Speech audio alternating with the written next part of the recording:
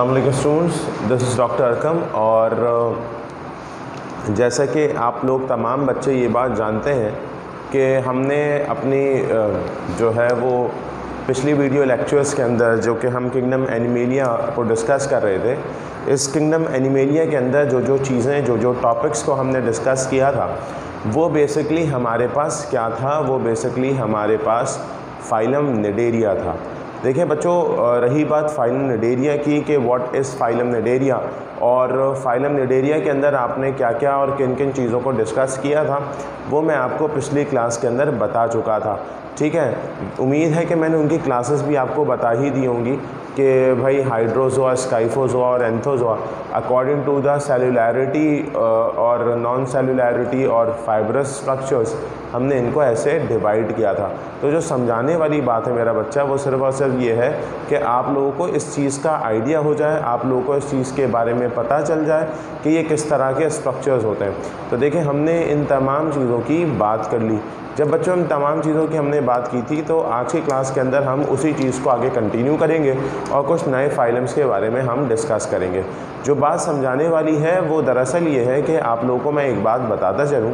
वो बात क्या है? वो बात दरअसल ये है बच्चों कि जब आप इन तमाम चीज़ों के बारे में डिस्कस करते हो, that is Hydrozoa, Scyphozoa, Anthozoa, ये निडेरिया की क्लासेस थी, तो इसके अंदर एक चीज़ आती थी that is called coral reef. देखिए, मैं हर चीज़ को इतनी बेसिक पॉइंट करके आपको इसलिए बता रहा हूँ ताकि आपके दिमाग में ये चीज़ें बैठ जाएं और कोई भी सवाल या कोई भी MCQ से रिलेटेड आए आपके पास तो you people are just be prepared about all the stuff that is written in your book. तो ये बहुत आसानी से आपके वो सारे MCQs और तमाम क्वेश्चंस को सॉल्व करवाने में मदद करेगा। तो जो यहाँ पे हमारे पास बात आती है दरअसल वो क्या आती है उसको ज़रा समझिएगा। वो बच्चों हमारे पास कुछ इस तरह की बातें आ जाती हैं कि हम कुछ बेसिक बातें आपको समझाना चाह रहे हैं।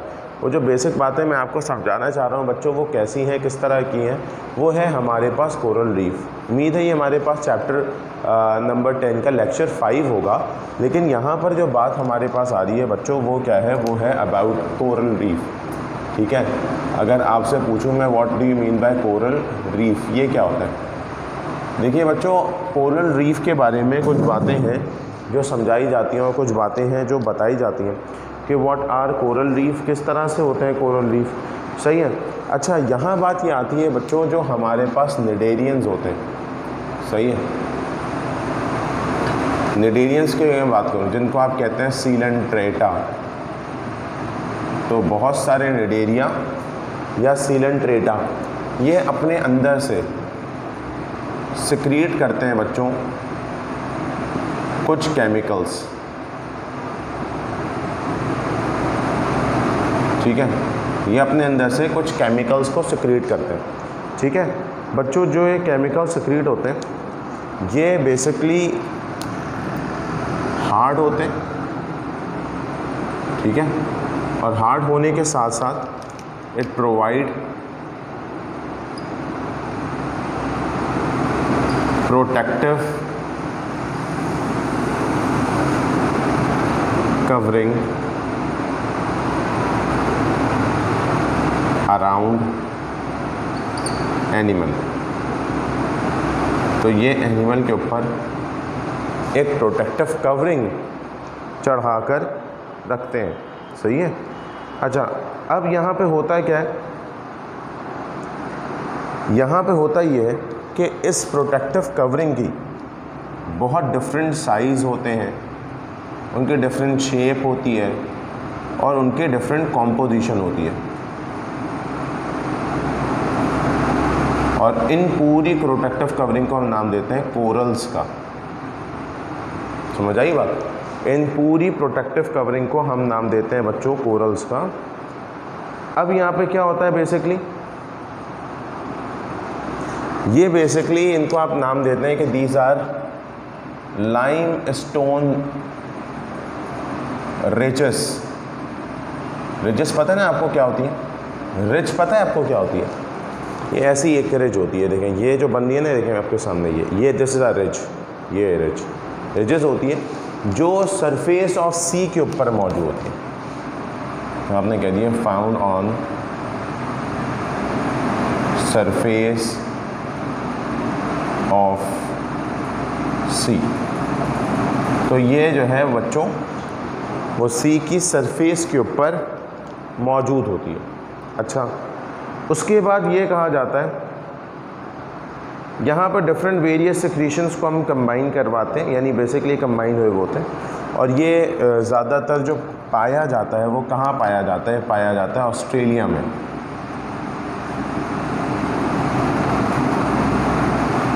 ठीक है। और अगर मैं आपको ये बात बताता चलूँ ये कि ऑस्ट्रेलिया में जिसको बेसिकली जो नाम दिया जाता है वो ग्रेट बैरियर रीफ का नाम दिया जाता है। ग्रेट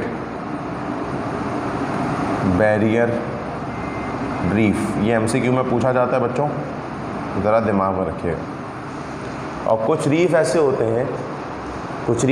हैं जो केमिकल यानी कि जिसको आप केमिकल्स नहीं, आप ऐसे कहते हैं कि जो बेसिकली हमारे पास किस में काम आते हैं, जो ड्रग्स बनाने में काम आते हैं, मेडिसिनल पर्पस के लिए इस्तेमाल होते हैं, का नाम है मरजान। ये एक रीफ है, यानी कोरल रीफ है, जो कहाँ मौजूद होता है बच्चों? जो बेसिकली मौजूद होता है हमारे पास, आपका अल्लाह भला करें, ये किस में बेसिकली आता है? मेडिसिनल पर्पसेस के लिए इस्तेमाल होता है।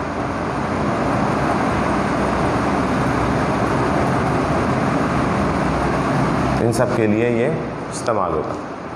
अच्छा बच्चों, एक बात मैं आपको बताता चलूँ, जिन कंट्रीज़ के अंदर, जिन कंट्रीज़ के यानी सी शोर्स पर, जिन कंट्रीज़ के अंदर ये कोरल मौजूद होते हैं ना, अभी मिसाल है कि मैंने ये बात बोली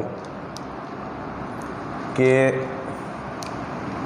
ये मेरे पास पूरा सी है, ठीक है ना, और कोरल जो है मिसाल है कि यहाँ मौजूद है किनारे पर।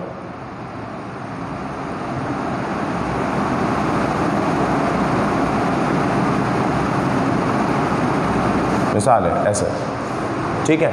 अब बात यह है कि कोरल इस जगह पे मौजूद है। आपने अक्सर देखा होगा शिप के एक नक्शा होता है, मैप होता है। तो जब भी कभी कोई आप जाते हैं तो आपके हाथ में एक नक्शा मौजूद होता है, मैप होता है, उस मैप को आप फॉलो करते जाते हैं और आप उस जगह पे चले जाते हैं जहाँ पर आपको जाना होता है। तो सर शिप में नक्शे की क्या ज़रूरत है? बोलते जाएं कि भाई आप बिल्कुल नाक की सीध में चले जाओ, ऐसे सीधा तो आप यहाँ पहुँचोगे, लेफ़्ट पे बिल्कुल सीधा चले जाओ तो यहाँ पहुँचोगे, राइट पे आप सीधा चले जाओ यहाँ पहुँचोगे। तो ये ऐसे भी तो कर सकते थे। उन्होंने कहा हाँ ये भी कर सकते थे, लेकिन अब ज़रा समझिएगा, मामला दरअसल कुछ दूसरे हैं। क्या मतलब? होता ये था कि ये रीफ मौजूद होता था। अब अगर कोई शिप यहाँ से जाती है, मिसाल है ये एरिया हमारा, ये पाकिस्तान का एरिया, ठीक है, this is the area of Pakistan, मिसाल है ये पूरा एरिया। अब होता ही है, अब मैं आपको ये बात बताना चलूँ कि ये एक्चुअल ऐसा ही है कि हमारे यहाँ पर कोरल रीफ मौजूद नहीं है। तो इससे फ़ायदा क्या? जितनी भी हमारी पास अगर कोई मिसाल है कंट्री इधर मौजूद है, यानी ये चाइना मिसाल है, ये इज़ द चाइना, ये मेरे पास क्या मौजूद है? दिस इज़,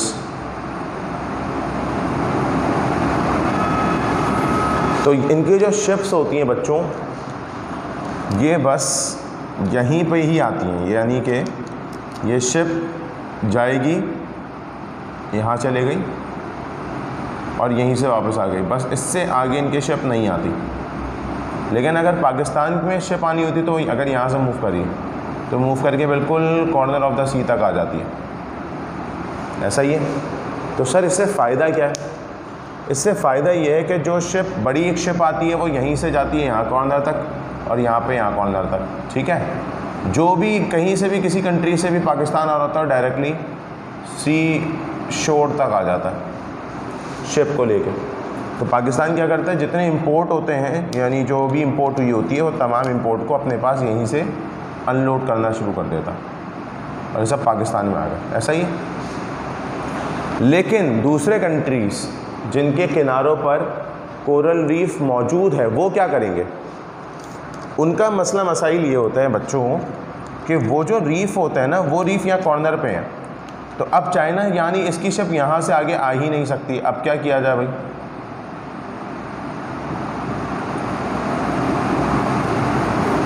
तो अब यहाँ से छोटी छोटी शिप्स को भेजते हैं और वो छोटी छोटी शिप्स जाती हैं, अनलोड करती हैं, फिर वापस ले आती हैं। तो इससे इकॉनमी इनकी बहुत, मतलब इनके एक्सपेंस बढ़ जाते हैं इससे, तो इकॉनमी इससे फिर डाउन होती है। इसीलिए कहा जाता है, इसीलिए बच्चों कहा जाता है कि जो बेसिक कोरल है, अगर आप कोरल की बात करते हैं तो ये कोरल इस तरीके से बहुत ज़्यादा कॉमन है। तो यहाँ पर अगर आप गवादर की साइड पर देखें, अगर आप यहाँ गवादर की बात करते हैं ना, तो गवादर की साइड पर कोरल रीफ मौजूद नहीं है। तो अब कोरल रीफ मौजूद नहीं है तो सारा का सारा जो इंपोर्ट होता है सब्सटेंसेस, और तमाम कॉर्नर पे आ जाता है, फिर वहाँ से आप अनलोड कर देते हैं। समझ आई बात? तो बेसिकली ये हमारे पास क्या होता है, ये हमारे पास सारा तरीका है। या फिर क्या होता है कि बहुत सारी कंट्रीज़ ने किया क्या होता है, मैं आपको बताऊँ। बहुत सारे कंट्रीज़ ने किया ये होता है कि वो जो कोरल होते हैं ना, सुनिएगा बच्चों, कोरल को, मतलब कोरल की, अब जैसे यहाँ पर सारा चाइना का ये हाल है, मतलब एक जनरल बता रहा हूँ, मैं अपनी अजम्पशन से बता रहा हूँ सारी चीज़ें कि ये चाइना की हाल है। तो चाइना क्या करता है, एक एक्सटेंडेड स्ट्रक्चर डेवलप कर देता है यहाँ तक, जहाँ से शिप यहाँ पर रुकती है और शिप के ऊपर से सारा सामान अनलोड होता है, गाड़ियों के थ्रू रोड से पास हो जाता है। तो मतलब ये वाले तरीक़ेकार भी हैं। तो कहने का मतलब ये बच्चों के कोरल्स जो होते हैं वो ये तमाम काम करवाते हैं, और इस तरीके से हमारे पास कोरल रीफ का मामला होता है, ठीक है ना। और ये सारा का सारा कोरल रीफ कौन बनाता है बच्चों? ये कोरल रीफ जो बना रहे होते हैं हमारे पास, ये कौन होते हैं बच्चों? ये तमाम हमारे पास जो होते हैं, ये फाइलम निडेरियंस के ऑर्गेनिज़म्स होते हैं, ठीक है। These are phylum cnidaria. अच्छा, कोशिश करते हैं इसको मिटा दूं ताकि फिर मैं आपको जो है वो प्लेटीहेल्मिन्थीस पढ़ा सकूं, ताकि वो आपके काम आ जाए एग्जैक्ट।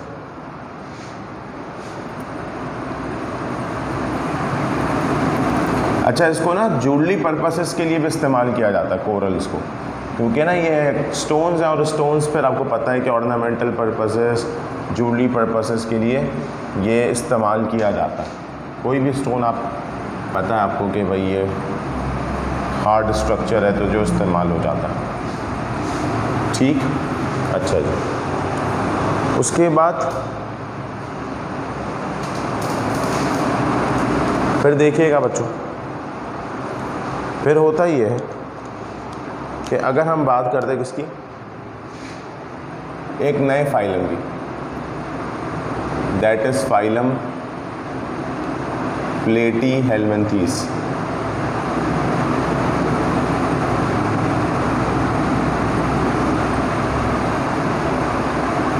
ठीक है बच्चों, हम बात करते हैं फाइलम प्लेटीहेल्मिन्थीस की। What do you mean by phylum platyhelminthes? कैसा होता है, किस तरह से होता है? देखें बच्चों, जब भी कभी हम फाइलम प्लेटीहेल्मिन्थीस की बात करते हैं तो कहा जाता है कि फाइलम प्लेटीहेल्मिन्थीस के वर्ड को आप ब्रेक डाउन करें, वर्ड ऐसे ब्रेक डाउन होता है और बन गया प्लेटी और बन गया हेल्मिन्थीस।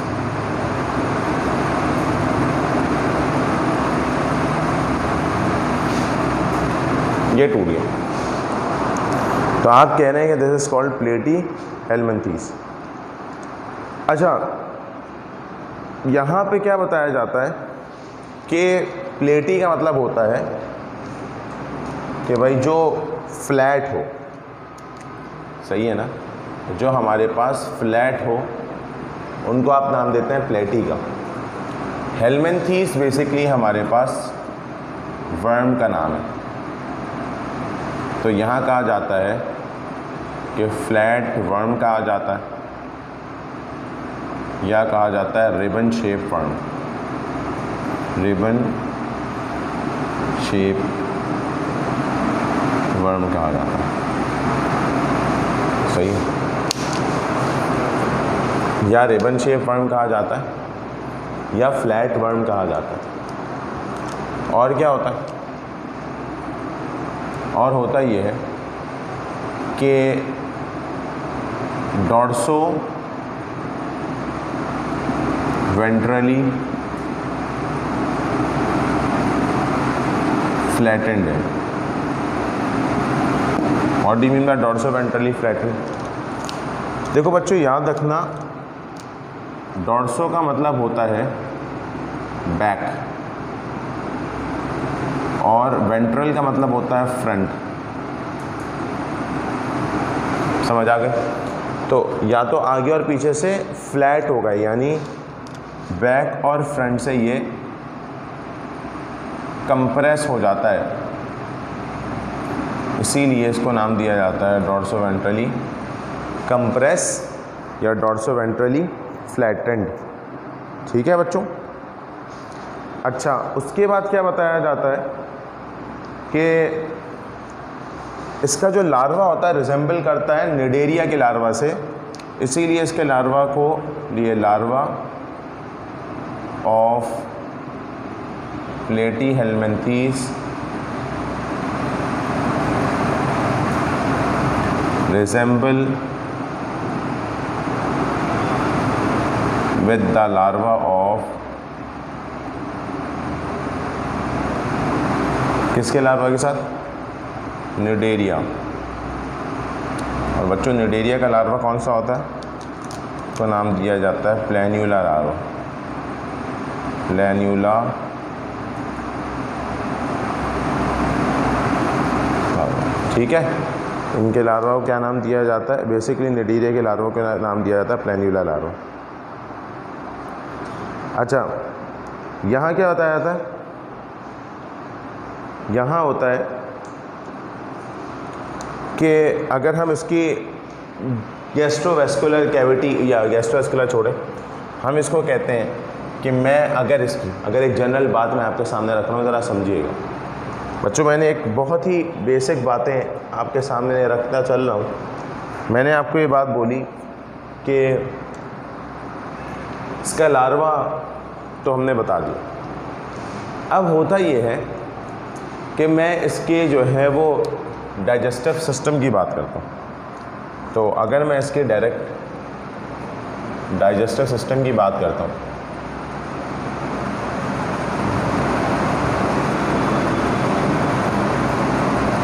तो इसका डाइजेस्टिव सिस्टम किस तरह का होता है? बच्चों देखिएगा, इसका डाइजेस्टिव सिस्टम जो होता है ये हमारे पास प्लैनेरिया है।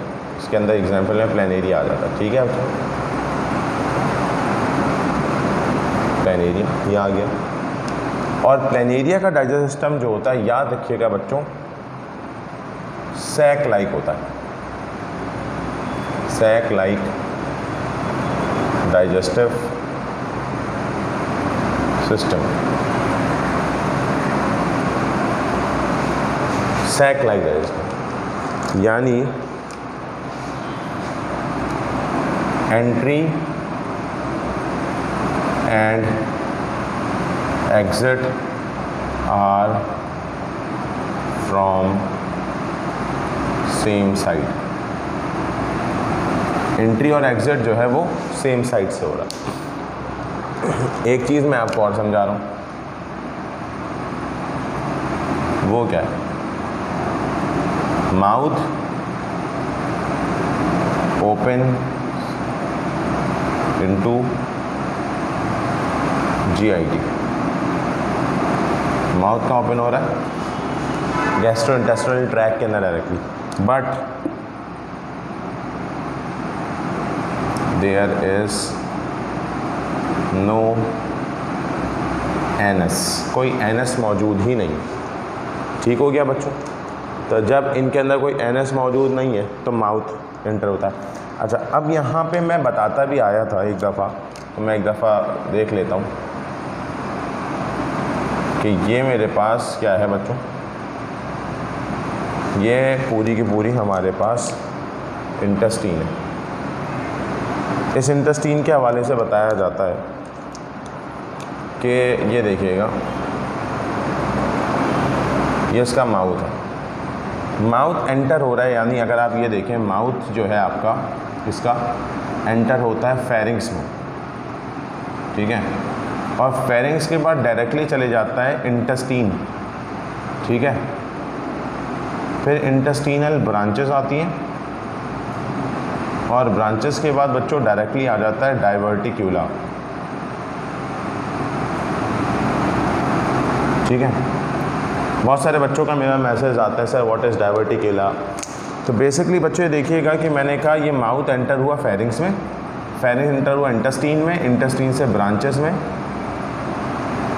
यानी फूड आता है, और ब्रांचेस में आने के बाद यहाँ से जो इसकी एक्सटेंशन होती है ब्रांचेस की, that are called the डाइवर्टिक्यूला।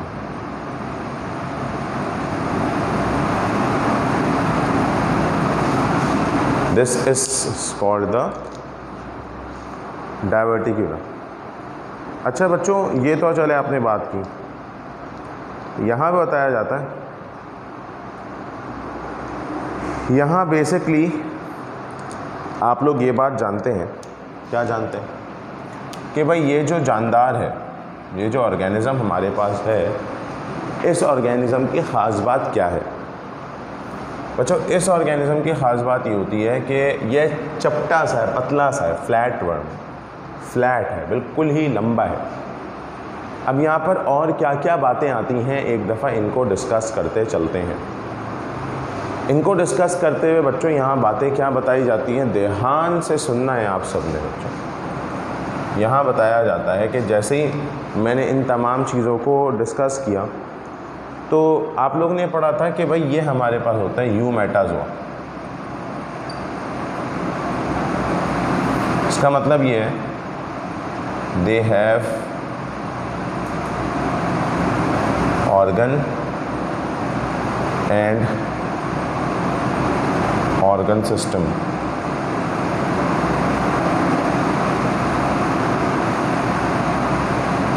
Organ और ऑर्गन सिस्टम मौजूद होते हैं। क्लियर है?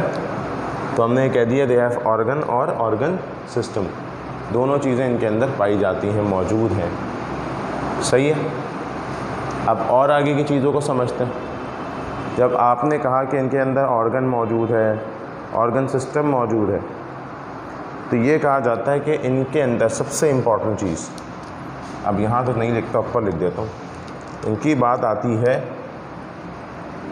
एक्सक्रीटरी सिस्टम की, एक्सक्रीटरी सिस्टम की। अच्छा देखो, जब भी कभी मैं एक्सक्रीटरी सिस्टम की बात करता हूँ ना, तो आप लोगों को ये पता होना चाहिए कि बेसिकली ये खाता क्या है।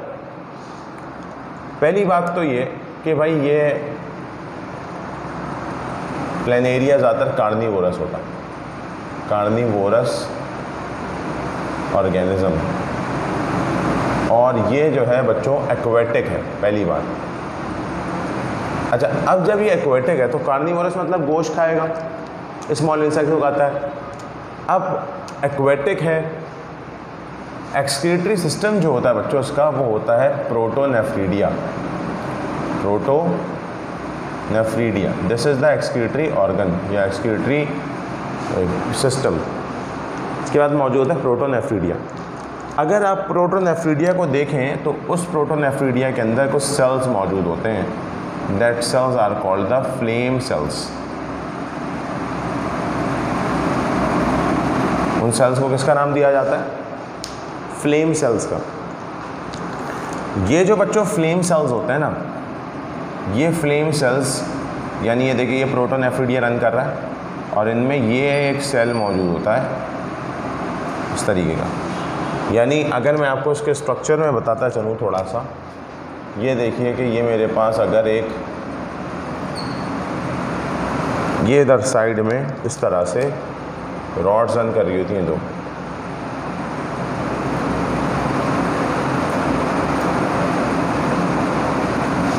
ठीक है, और ये रॉड समझे ये लंबी रन कर रही हैं, और यहाँ पर इस this is the flame cell, ये हमारे पास फ्लेम सेल्स होते हैं, और इन फ्लेम सेल्स के अंदर जो है ये सीलिया मौजूद होता है। अच्छा, फ्लेम क्यों कहा जाता है?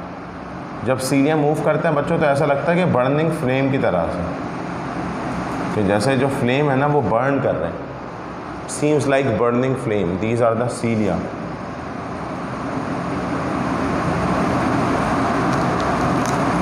कहा जाता है कि propel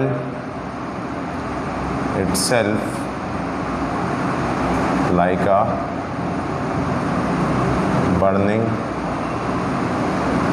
flame. Propel itself like a burning flame, जलते हुए फ्लेम की तरह से ये बर्न कर रहे होते हैं। सही है। अब यहाँ पे क्या बताया जाता है, यहाँ पर सर्कुलेटरी सिस्टम एब्सेंट होता है, रिस्पिरेटरी सिस्टम एब्सेंट आपने कह दिया। सर्कुलेटरी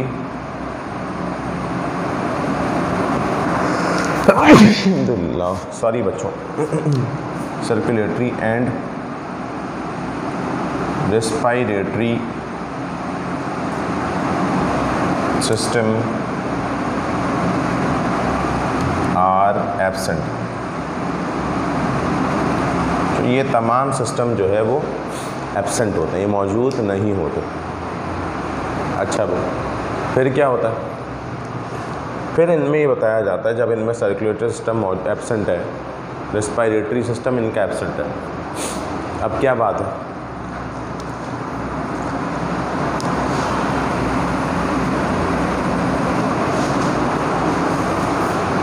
और क्या चीज़ें बच्चों, और चीज़ें ये आती हैं कि इनके अंदर रूडिमेंट्री नर्वस सिस्टम मौजूद होता है। रूडिमेंट्री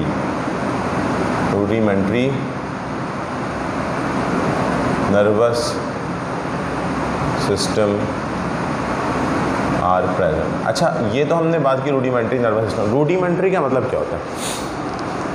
देखो बच्चों, जो सबसे पहले नर्वस सिस्टम आए ना, वो आया निडेरिया में, सही है। और अब इनमें आया रूडिमेंट्री नर्वस सिस्टम, सही है।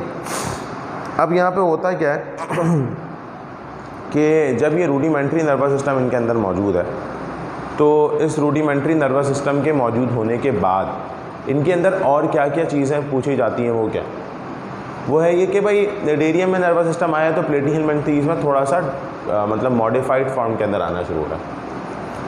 फिर होता क्या है, उसको ज़रा समझना। होता दरअसल ये है कि हमने रूडिमेंट्री नर्वस सिस्टम, इन तमाम नर्वस सिस्टम की बात की। बेसिकली जो इम्पोर्टेंट बात है वो ये है कि भाई डेवलप ऑर्गेनिज्म है थोड़ा, तो दैट इज ट्रिप्लोब्लास्टिक ऑर्गेनिज्म। और देखें, बाइलैटरली सिमेट्रिकल,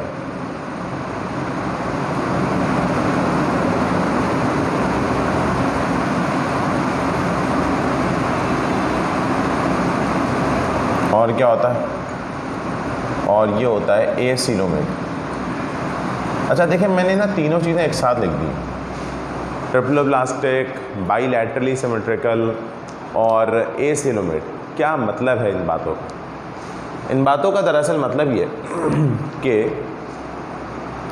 ट्रिप्लोब्लास्टिक का मतलब ये है कि 3 जर्म लेयर से मिलकर बनी है ना, एक्टोडर्म, एंडोडर्म, मीजोडर्म। बाइलैटरली सिमेट्रिकल का मतलब ये होता है अगर आप इसको बीच से किसी भी एक्सिस से कट करो, यानी बीच से कट करो, किसी भी एक्सिस से नहीं, बीच से कट करो वाई एक्सिस पे, तो ये 2 इक्वल हाफ में डिवाइड हो जाएंगे, लाइक ह्यूमन। ऐसे कट करो तो मॉर्फोलॉजिकली 2 हिस्सों में डिवाइड हो जाएंगे ऑन सिमेट्री। एसीलोमेट का मतलब ही क्या है? विदाउट सीलोमिक कैविटी कहा जाता है, विदाउट सीलोमिक कैविटी। तो इनके पास सीलोमिक कैविटी भी नहीं होती, दैट इज़ वाई तो कहते हैं एसीलोमेट। अच्छा, उसके बाद क्या होता है बच्चों, ये तो चलो आपने बात कर ली। अच्छा, बेसिकली ये ज़्यादा हर्माफ्रोडाइट्स होते हैं। हर्माफ्रोडाइट्स का मतलब होता है कि दोनों सेक्सेस एक ही बॉडी के अंदर मौजूद है। तो आपने कह दिया कि भाई flatworm are mostly hermaphrodite.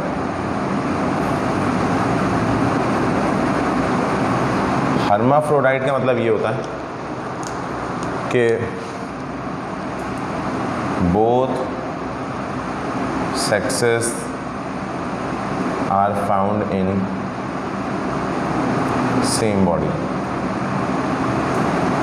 हेट्रोफ्रोडाइट, इसको आप डाइजेनिक भी कहते हैं, सॉरी मोनोजेनिक, एक ही बॉडी के अंदर दोनों सेक्सेस मौजूद हैं, या मोनोइशियस, जो जैसा भी आप प्लांट में कहते हैं, ठीक है। यानी कि ये होता है कि एक ही उसमें। अब ये कुछ जो है ना पैरासाइटिक, ये फ्री लिविंग भी होते हैं, यानी मैं इधर इनकी उसके बारे में बता भी सकता हूँ। चलिए इसको मिटाता हूँ तो फिर उसमें बताता हूँ नेक्स्ट में।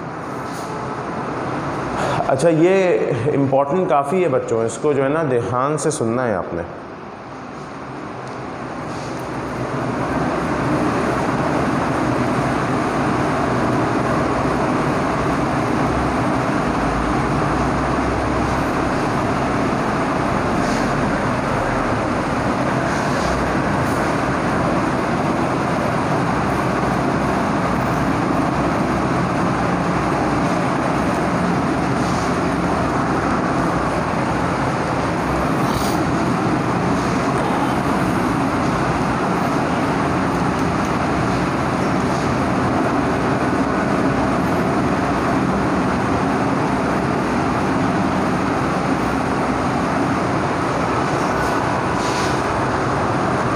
अच्छा, तो हमने ये बता दिया कि भाई हमारे पास ये जो है वो पैरासाइट्स भी होते हैं।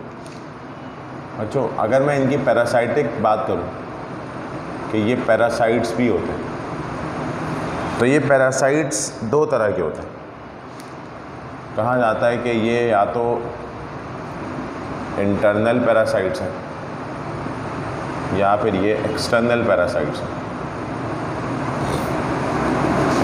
सही है, या तो ये इंटरनल पैरासाइट्स होते हैं या तो ये एक्सटर्नल पैरासाइट्स होते हैं। इंटरनल और एक्सटर्नल का मतलब क्या होता है? इंटरनल पैरासाइट का मतलब होता है जो इनसाइड द होस्ट है, रह के अपना फूड ले, और एक्सटर्नल पैरासाइट जो कि आउटसाइड द होस्ट है, that is called the external. तो बच्चों यहाँ पर दो तरह के पैरासाइट्स आ गए। One is